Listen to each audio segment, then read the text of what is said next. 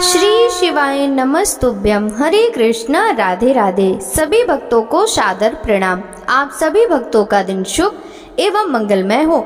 सभी भक्तों को नाग पंचमी पर्व की हार्दिक शुभकामनाएं।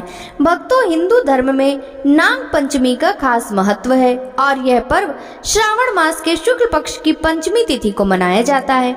मान्यता है इस दिन नाग देवता प्रसन्न होकर अपने भक्तों की रक्षा करते हैं। इस दिन लोग दूध, फल, फूल, चंदन अर्पित करके नागों की पूजा करते हैं। यह पर्व प्रकृति, जीव जंतुओं और सांपों के साथ सह अस्तित्व का प्रतीक माना जाता है। लेकिन इस बार असमंजस की स्थिति बनी हुई है कि नाग पंचमी 28 जुलाई को मनाएं या फिर 29 जुलाई को, क्योंकि इस बार पंचमी तिथि 2 दिन लग रही है। तो चलिए आपको बताते हैं कि नाग पंचमी का त्योहार इस बार किस दिन मनाना चाहिए। इस बार सावन मास के शुक्ल पक्ष की पंचमी तिथि 28 जुलाई सोमवार को रात 11:25 से शुरू होगी और पंचमी तिथि समाप्त होगी 29 जुलाई मंगलवार को मध्य रात्रि 12:46 पर। इसके बाद में षष्ठी तिथि प्रारंभ हो जाएगी, क्योंकि 29 जुलाई मंगलवार को पूरा दिन ही पंचमी तिथि प्राप्त हो रही है और इसलिए इस बार 29 जुलाई मंगलवार को ही नाग पंचमी का पर्व मनाया जाएगा।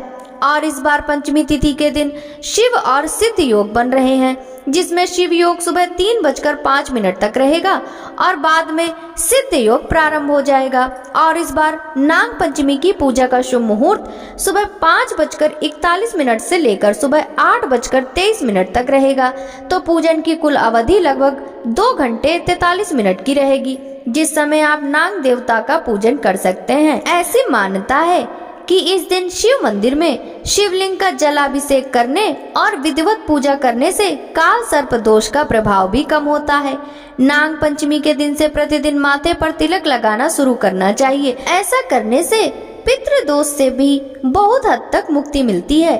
नाग पंचमी के दिन अष्ट नागों की पूजा करनी चाहिए, जिसमें अनंत, वासुकी, पद्म, महापद्म, तक्षक, कुलीर, कर्कट और शंख नामक अष्ट नाग हैं। चतुर्थी के दिन एक बार भोजन करें और पंचमी तिथि के दिन पूरा दिन उपवास करके शाम को भोजन करना चाहिए।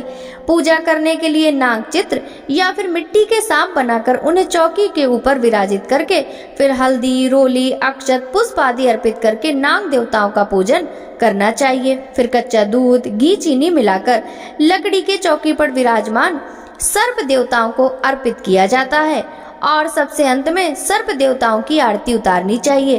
अंत में नाग पंचमी की कथा भी अवश्य सुननी चाहिए। मान्यता है कि इस दिन नागों की पूजा करने वाले व्यक्ति को सर्प दंश का भय नहीं होता और इसके अलावा इस दिन घर के प्रवेश द्वार पर नाग चित्र बनाने की भी परंपरा है। मान्यता है कि इससे भी वह घर नाग कृपा से सुरक्षित रहता है। कोई भी व्रत या पूजन बिना दान के अधूरा रहता है। इसलिए नाग पंचमी का पुण्य प्राप्त करने के लिए, इस दिन का विशेष फल प्राप्त करने के लिए आपको दूध या दही का दान करना चाहिए। इसके अलावा निर्धन लोगों की सहायता करनी चाहिए और सपेरों को भी कुछ न कुछ दान देना चाहिए। यह थी आज की वीडियो। आशा करती हूँ आपको पसंद आई होगी। वीडियो अच्छी लगी हो तो कमेंट बॉक्स में हर हर महादेव जरूर लिखिएगा।